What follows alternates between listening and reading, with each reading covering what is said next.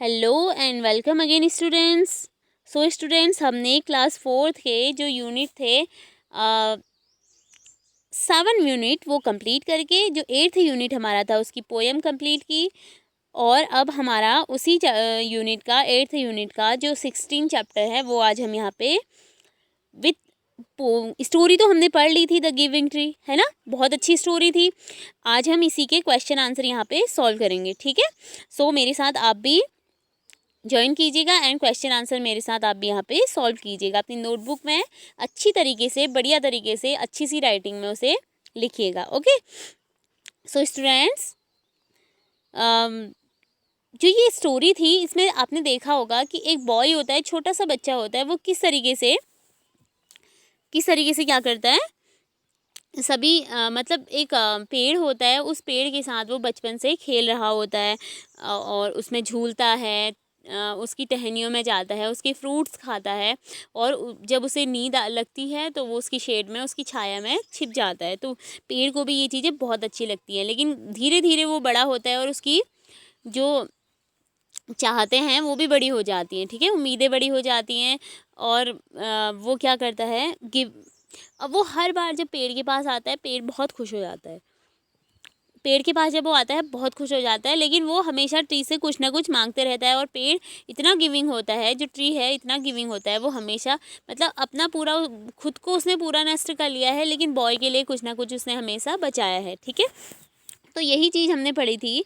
Now आज हमारे हैं क्वेश्चन आंसर, ठीक है। क्वेश्चन नंबर फर्स्ट है, read these new words and write the Hindi meaning. इन सारे वर्ड्स को पढ़ो और इनकी हिंदी मीनिंग लिखो, ठीक है। वर्ड्स हैं स्विंग, आपको दिया था कल। स्विंग मीन्स होता है झूलना। डेलीसियस, डेलीसियस मीन्स होता है स्वादिष्ट। प्लक मीन्स होता है तोड़ना, जैसे उसने फ्रूट्स तोड़े थे ना, एप्पल्स उसके। नाउ ट्रिप मीन्स होता है यात्रा। सैल मीन्स होता है तैरना। स्टम्प मीन्स होता है ठूठ। रिकॉग्नाइज मीन्स होता है पहचानना, ठीक है। उसके बाद वर्ड्स मीनिंग हमारी क्लियर हुई। उसके बाद हमारे हैं रीडिंग इन फन, मतलब इसी के क्वेश्चन आंसर हैं कुछ, उस क्वेश्चन आंसर को हमने करना है। क्वेश्चन नंबर फर्स्ट है, how did the boy enjoy the company of the tree. किस तरीके से जो बॉय था वो ट्री की कंपनी इंजॉय करता था, यहाँ पे यही आंसर देना है। तो हमने इसका आंसर लिखा, the boy climb the trunk of the tree. Boy क्या करता है, जो ट्रंक है ट्री की उसमें क्लाइम करता है। स्वंग ऑन इट्स ब्रांचेज, उसकी ब्रांचेज में झूलता है। एट इट्स फ्रूट, उसके जो फ्रूट्स होते हैं वो खाता है। And slept under its shade, और जब उसे नींद लगती है तो उसके शेड में, छाया में वो छिप जाता है, ठीक है। नाउ नेक्स्ट क्वेश्चन है, how did the tree help the boy earn money. जो ट्री है वो, ट्री ने बॉय की कैसे हेल्प की पैसे कमाने में, ठीक है। उसने कहा था ना कि मुझे पैसे कमाने हैं, बड़ा आदमी बनना है, मैं बड़ा हो गया हूँ तो मुझे, तो उसने क्या कहा, इसका आंसर हमने लिखा, टी ने उसकी किस तरीके से हेल्प की। The tree told the boy to pluck all the apples and earn money by selling them in the market. जो पेड़ है उसने बॉय को कहा कि वो पेड़ के सारे एप्पल्स तोड़ ले, मेरे पेड़ के सारे एप्पल्स तोड़ दे और उसे बाजार में जाके बेच दे, जिससे उसे पैसे प्राप्त होंगे, ठीक है। तो हमने लिखा answer, the tree told the boy to pluck all the apples and earn money by selling them in the market. Now next question है, what did the boy make with the branches of the tree. जो boy है उसने branches का क्या किया, पेड़ की branches का क्या किया, यही इसमें बताया गया है। इसका आंसर हमने लिखा, उसको ना देखो, उसकी शादी होने वाली थी तो उसको क्या चाहिए था, अपने लिए घर चाहिए था, ठीक है। उसने पेड़ से कहा कि मुझे घर की ज़रूरत है, क्या तुम मुझे घर दे सकते हो। तो पेड़ ने उससे कहा, मैं तो घर दे ही नहीं सकता हूँ, मैं क्या, मेरे तुम ब्रांचेस काट लो और इससे अपने लिए एक बढ़िया सा हाउस बना लो, ये उसने कहा था। तो हमने आंसर लिखा, the boy made a house with the branches of the tree. Branch, जो ट्री है उसकी ब्रांचेस से उसने हाउस बनाया, ठीक है। नाउ नेक्स्ट क्वेश्चन हमारा है, what did the boy make with the trunk of the tree. Boy ने जो पेड़ की ट्रंक थी उससे क्या किया। The boy made a board with the trunk of the tree. Boy ने पेड़ की ट्रंक से क्या बनाई, बोर्ड बनाई, ठीक है। How was the stump of the tree useful. जो स्टम्प था वो, the how was the stump of the tree useful, जो पेड़ का स्टम्प था वो किस तरीके से यूज़फुल हुआ, ठीक है। The stump of the tree proved to be useful, उसने इस जो पेड़ के स्टम्प थे उसने प्रूव कर दिया कि वो अभी भी क्या है, यूज़फुल है। The boy by offering the old man a peaceful place to sit and rest, उसने जो ओल्ड मैन, छोटा सा बॉय था ना, ओल्ड हो गया था, बूढ़ा हो गया था, तो उसने क्या किया, बहुत शांतिपूर्वक तरीके से उसने कहा कि मुझे बैठने के लिए एक जगह चाहिए, तो वो वहाँ पीसफुल तरीके से उस सिस्टम में बैठ गया, ठीक है, रेस्ट करने लगा और बैठ गया। नाउ नेक्स्ट क्वेश्चन है, why is the play called the giving tree, इस प्ले, जो ये प्ले था हमारा, इसको गिविंग ट्री क्यों कहा गया है, इस स्टोरी को, तो यही हमने बताना है। The play is called the giving tree because the, इस प्ले को द गिविंग ट्री इसलिए कहा गया है क्योंकि the tree always given something और the other to the boy to make him happy, क्योंकि वो क्या करता है, हर किसी को जो चिल्ड्रंस थे, मतलब जो बच्चा था, जो बॉय था, उसे किसी ना किसी तरीके से कुछ ना कुछ देने की प्रक्रिया रख रहा था, मतलब कुछ ना कुछ दे ही रहा था वो अपना, ठीक है, इसलिए उसे गिविंग कहा गया है।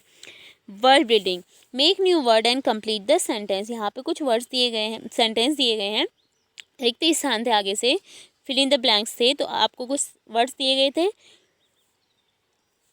इसको आपने चेंज करके यहाँ पे लिखने थे। The childrens love to sing, loud था, इसमें हमने क्या लिख दिया, LY जोड़ के loudly. Read your lesson, silent था, silently. Throw the ball slowly, the tree gave its fruit to the boy, happy का क्या आ जाएगा, happily. Do you work, neat का क्या आ जाएगा, नीटली। तो हमारी ये क्वेश्चन भी कंप्लीट हुए। नाउ नेक्स्ट हमारा क्वेश्चन था, why should we not cut tree, हमें क्यों पेड़ नहीं काटने चाहिए, तो हमने क्या लिखा, वैसे पेड़ हमें क्यों नहीं काटने चाहिए, क्योंकि उससे हमें, पेड़ नहीं होंगे तो हमें जो एयर है वो साफ़ और स्वच्छ नहीं मिलेगी, ठीक है, हमें जो सांस लेने में बहुत तकलीफ होगी और बहुत सारी प्रॉब्लम्स ऐसी होती है, जैसे पेड़ अगर काटने लगे तो मेडिसिन कहाँ से बनेंगे, बहुत वैल्यू, फ्रूट्स कहाँ से मिलेंगे, फ्यूल्स कहाँ से बनेगा, ठीक है, तो हमने इसका आंसर लिखा, we should not cut tree, हमें पेड़ नहीं काटने चाहिए, क्योंकि tree gives us many things such as fruits, क्योंकि पेड़ हमें बहुत सारी चीज़ें देते हैं, जैसे फ्रूट्स फ्यूल होते हैं, वैल्यूएबल टाइमेबल होता है, मेडिसिन एक्सेट्रा, बहुत सारी चीज़ें देते हैं। They gives us cool shade in summer, जो ठंडी छाया होती है समर में, वो भी हमें ये देते हैं। They purify air which we breathe, हमें सांस लेने के लिए प्योरीफाई एयर भी इनके द्वारा दी जाती है, ठीक है। नाउ नेक्स्ट क्वेश्चन है, at the end of the play only the stump of the tree is left, इस प्ले में आपने देखा लास्ट में क्या बचा था, पेड़ का सिर्फ स्टम्प बचा था, है ना। Find out if it will grow into a tree again, क्या आप पता लगा सकते हैं कि जो स्टम्प बचा है उससे और पेड़ उग सकता है, बड़ा पेड़ बन सकता है, बिल्कुल नहीं।